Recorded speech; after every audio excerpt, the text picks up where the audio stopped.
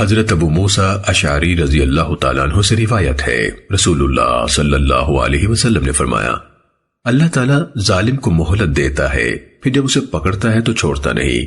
پھر آپ نے یہ آیت پڑھی، وَكَذَلِكَ أَخَذُ رَبِّكَ إِذَا أَخَذَ الْقُرَىٰ وَهِيَ ظَالِمَةٌ۔ آپ کے پروردگار کی پکڑ کا یہی طریقہ ہے جب وہ بستیوں کے رہنے والے ظالموں کو پکڑتا ہے۔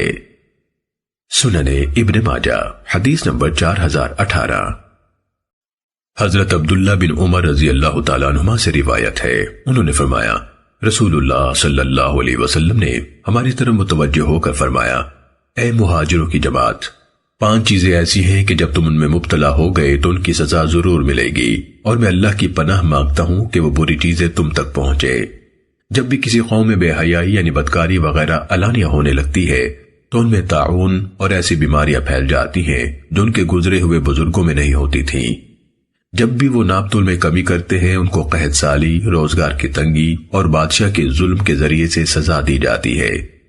جب وہ اپنے مالوں کی زکوٰۃ دینا بند کر دیتے ہیں تو ان سے آسمان کی بارش روک لی جاتی ہے، اگر جانور نہ ہو تو انہیں کبھی بارش نہ ملے۔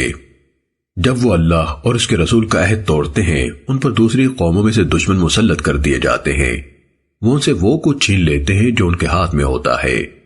جب بھی ان کے امام یعنی سردار اور لیڈر اللہ کے قانون کے مطابق فیصلہ نہیں کرتے،